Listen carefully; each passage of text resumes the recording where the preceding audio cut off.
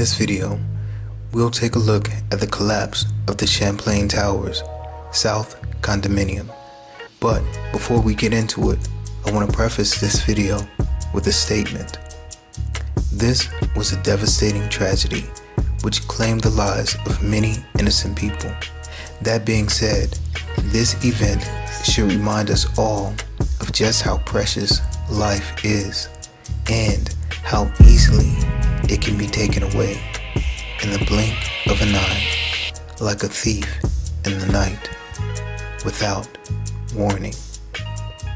Above all else, beyond everything that I'm going to show you in this video concerning the satanic ritual connections found in this event, the most important takeaway I want to stress is that catastrophes such as this should serve as a call to repentance to all.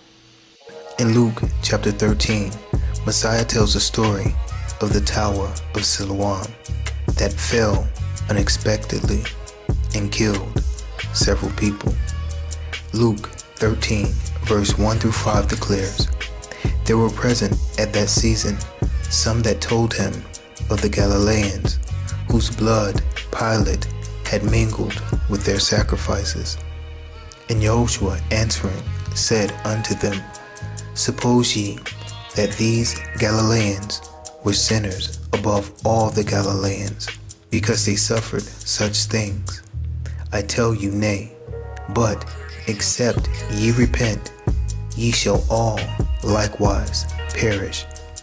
Or those 18 upon whom the Tower of Siloam fell and slew them, think ye that they were sinners above all men that dwelt in Jerusalem? I tell you, nay, but except ye repent, ye shall all likewise perish."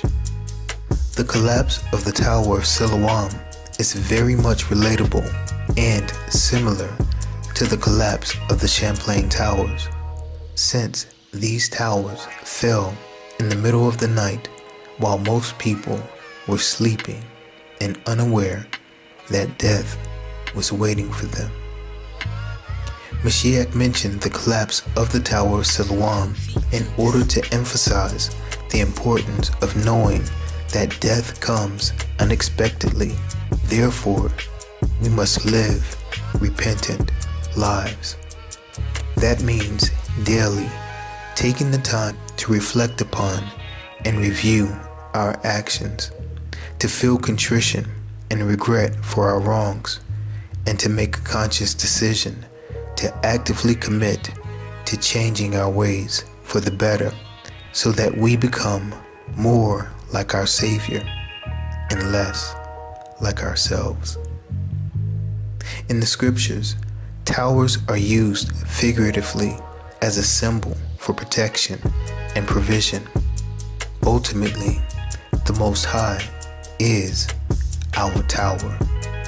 Psalm 61:3 declares, "For thou hast been a shelter for me and a strong tower from the enemy."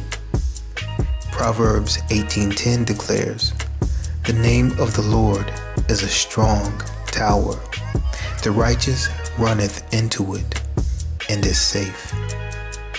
That being said, on September 11th, the collapse of the Twin Towers left an indelible mark on the world and was so significant that it acted as a divider of time, marking the end of one time period and the beginning of another, as we refer to the world after the September 11th attacks as the post-9/11 world. I heard the chief of the department yell, "The tower has come down. The tower has come down." After the destruction of the Twin Towers, Obama placed himself front and center on the world stage, declared himself to be God, and claimed that he would be exalted among the nations of the earth. "Be still and know that I am God. I will be exalted among the nations. I will be exalted in the earth. The Lord of hosts is with us. The God of Jacob is our refuge.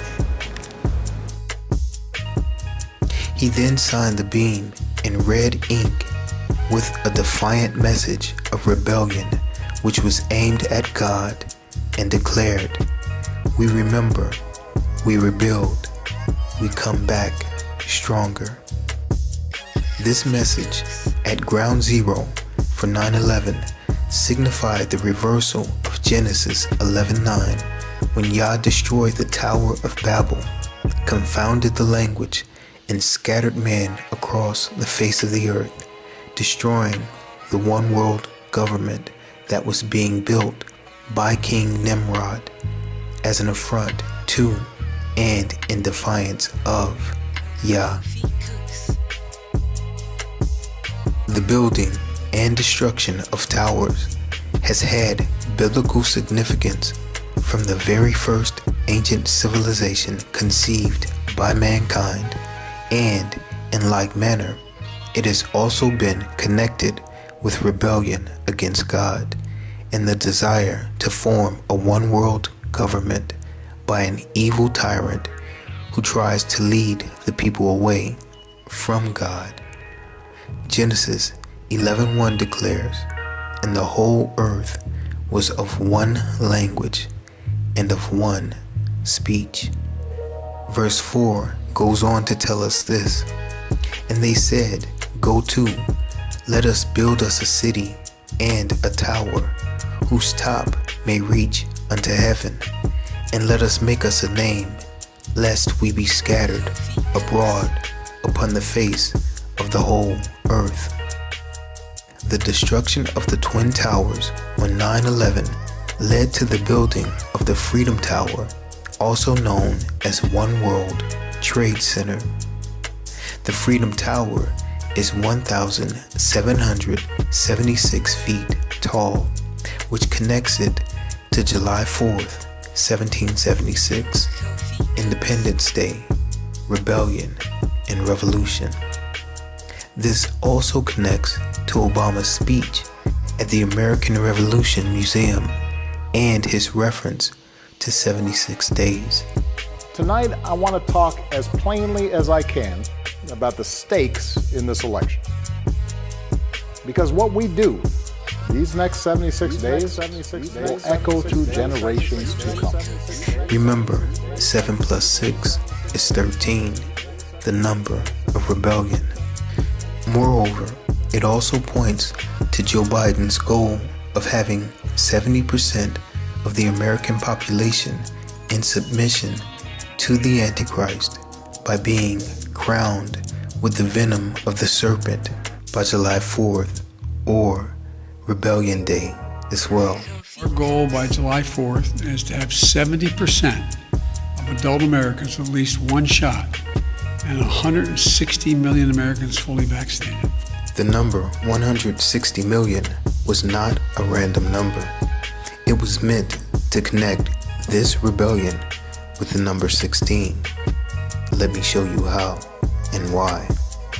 Something else that you must consider that's part of this orchestrated rebellion against God is what occurred in the beginning of this year. On January 6th, we saw number 45, Donald Trump, incite an insurrection or rebellion. You fight like hell, and if you don't fight like hell, you're not going to have a country anymore. Notice, Trump told the people to fight like hell, a reference to Satan and his fallen angels who fight against the angels of God. This insurrection occurred on January 6th, which is 1/6 or 16. Remember, I told you that Donald Trump represents the 16th Trump Tower tarot card, which, in keeping with the theme of towers, depicts the destruction of a tower by lightning, which in Hebrew is Barak.